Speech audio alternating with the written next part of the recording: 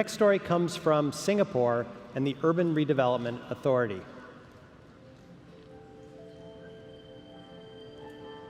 Singapore is an island, a city, a country. Located in Southeast Asia and with a land area of just over 700 square kilometers and a population of 5 million people, it's one of the most densely populated countries in the world. Singapore is about people, about community, about living and planning for future generations. It's a country rich in culture, enthusiasm, inspiration, pride. Planning for Singapore presents many unique challenges and requires careful planning for housing, transportation, commerce, and much more. Leading those challenges is the Urban Redevelopment Authority. So please welcome from Singapore, Victor Chua and Eugene Lau.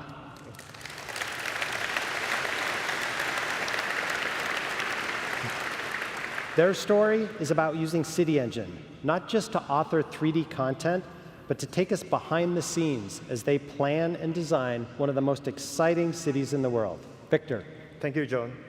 Good morning, ladies and gentlemen. I'm Victor. With me is Eugene. We are from the Urban Redevelopment Authority of Singapore. Our mission is to make Singapore a great city to live, work, and play. Well, as the National Planning Authority of Singapore, URA plays many important roles. This includes long-term land use planning, development control, urban design to enhance the cityscape, conservation of built heritage, government land sales, as well as place management to create vibrancy in the city. URA has been leveraging on the use of GIS since the 80s, but we are constantly on the lookout for new ideas, as well as innovation to meet our planning needs. So one idea that we have was how best to leverage on the latest 3D smart technology to transform the way we plan and design our future. So in our latest efforts, we use City Engine to develop localized planning rules, as well as building templates to meet our needs. Today, Jurong Lake District is one of the most exciting development projects in Singapore. 20 minutes drive from town and well served by major expressways and our mass rapid transit, Jurong Lake District will be the biggest commercial hub outside the city center. Urban planning is a very complicated as well as iterative process. It requires the ability to quickly simulate as well as to evaluate multiple scenarios conforming to the planning guidelines and planning intents of the land parcel in question. So this process will typically take days. With City Engine, we have translated the various complicated guidelines and intents into procedural rules, allowing our staff to quickly explore multiple scenarios, evaluate the metrics, as well as to perform spatial analytics to analyze future impacts. Next, we are going to show just how we could use City Engine to design and plan for a development site in Jurong. Eugene, please. Thanks, Victor. Hi, my name is Eugene, and I'm an architect from the Urban Redevelopment Authority under the Urban Planning and Design team. My role as an architect in the URA requires me to develop architectural simulations and draft urban design guidelines for land parcels, as well as to ensure that there's a high quality of architecture and urban excellence in both the public and the private realm. Now, planning and design is indeed extremely iterative, simply because we have to constantly build models, calculate planning quantums and requirements, as well as to generate artist impressions and perspectives for our stakeholders and, of course, our bosses. Now, in the next 10 minutes, I'm going to show you how all this can easily be done as we incorporate geodesign into our planning and design process with the help of City Engine. With our building rule in City Engine, we can easily create 3D procedural models simply by applying the rule on 2D existing building footprints in Singapore. The building rule also applies textures automatically onto the buildings according to the different types of land uses. Our building rule can also read raster and vector data, such as population density, and render it like a heat map and apply it to the buildings. Now let's move on to the next rule that we like to call the parcel rule.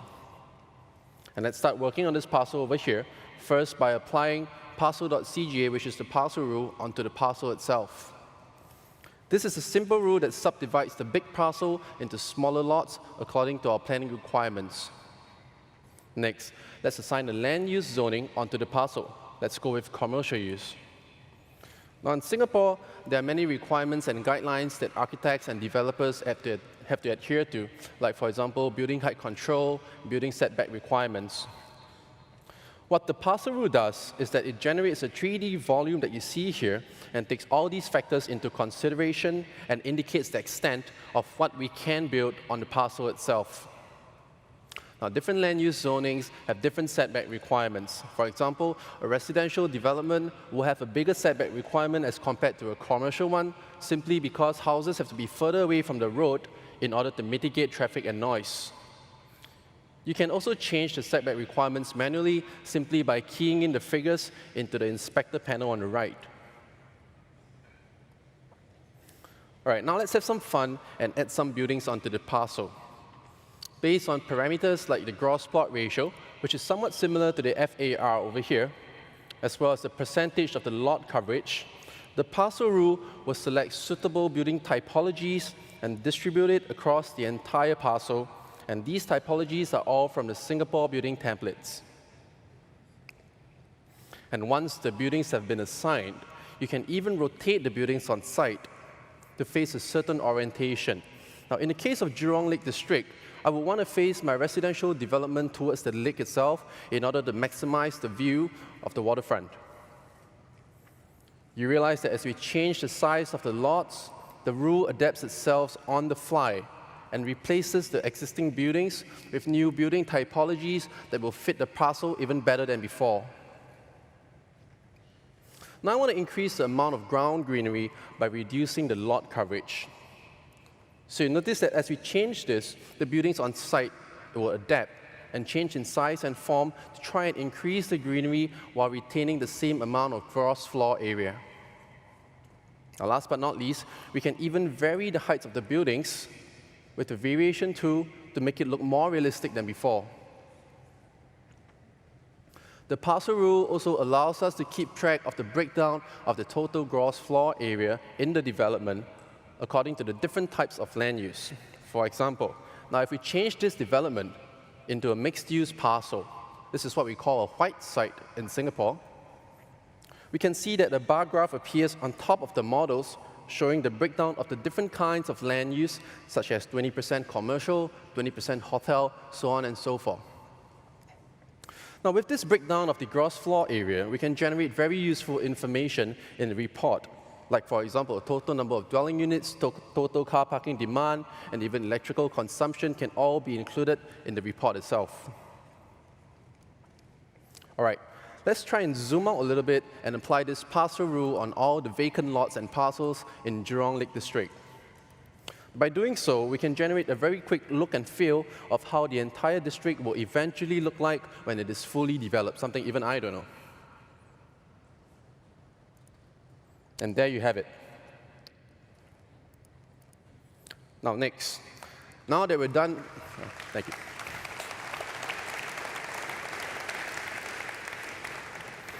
All right, now that we're done with using the parcel rule to generate a conceptual massing design on this parcel, let's move on to something else we call urban design. In Singapore, urban design is incorporated into land use planning. The URA drafts urban design guidelines and imposes it onto key growth areas, like, for example, Jurong Lake districts. And some of the urban design aspects that we should consider for this specific site include safeguarding of views from the train station to landmarks like the pagoda here. And this view shows an unobstructed view of a pedestrian standing at the station and looking at the lake and the landmark. And next, we'll see the yellow objects on screen, which represents 3 different views of Jurong Lake that we are trying to preserve and retain and ensure that no buildings are built within these view corridors. We have already pre-generated some conceptual buildings to avoid these 3 view cones that we have here. And in order to maximize the view of the residents who are going to stay around the lake in the future, we have also imposed a 30-degree height control mechanism, which is this white plane that you see over here, to ensure that the buildings will actually step down towards the lake. Now, it seems like the towers in the background are facing a bit of problem as it's exceeding the 30-degree height control. Now, there's no issue for worries because we can simply adjust the height of the buildings with the slider tool itself. Moving on, here I have a building template that includes buildings that were previously used in the parcel rule. In order to have better control of the placement of the buildings, we can select the building manually and site it onto the terrain and avoid the yellow view corridors. Now let's flip around to have a better view of what we're trying to do over here. With the 30-degree plane, the building template actually gets its height from this 30-degree angle that you see in white. So as I move the building further back, the height increases automatically by itself, but does not exceed the height control limit.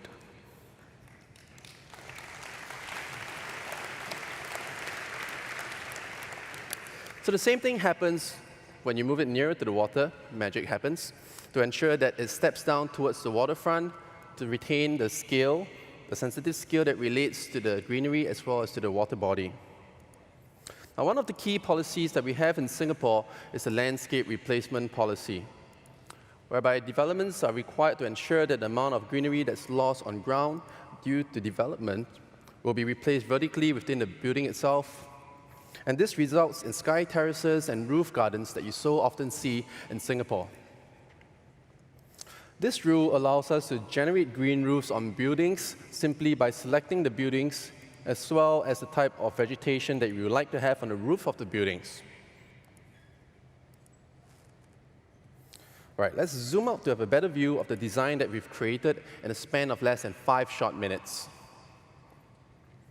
Next, we have a view from the pagoda to the MRT station. That's also the train station, by the way, which is one of the view corridors that we have tried to safeguard and retain. You realize that the building steps back and increases in height as you go further away from the waterfront as a result of the 30-degree height control mechanism.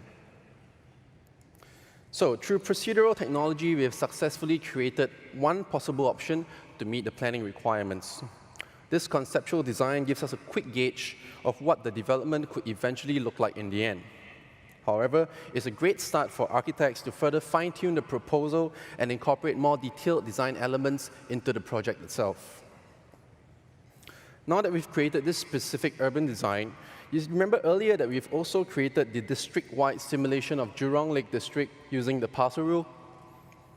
We can even take this proposed model out of City Engine and run a quick traffic gravity analysis using GIS and CityLab's Cube technology. Now, what's interesting to see is the change in the traffic flow and how it's affected by the proposed developments. It looks like we're just adding traffic to this one area, but if we turn on the delta, we can see the amount of traffic that we're adding to specific different areas and how it's affected. Now, as promised, in a span of 10 short minutes, we've managed to achieve what we have set out to do, which is to meet the planning requirements, incorporate urban design into conceptual simulations, and run a simple analysis of the proposed plans, making geodesign a part of our planning workflow to make Singapore a better place to live, work, and play. Thank you.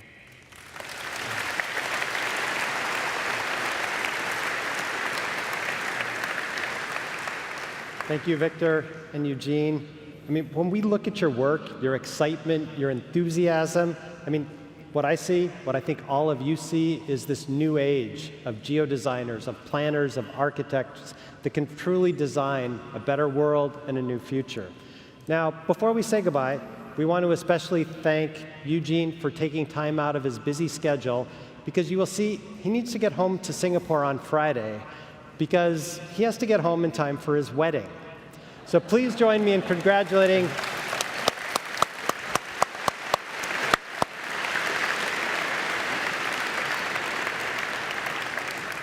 and as our wedding present for Eugene and his fiancée Samantha, matching Map Man and Map Girl t-shirts. Thank you. Thank you, Have John. a wonderful wedding. Thanks, John. Thank you very much. Thank you. Thank you. Thanks. We've never done that one before, have we? What we've just seen from Singapore is really a great example of how to design our future. Once those designs are completed or even partially underway, they can become significantly more valuable by publishing and sharing these with others.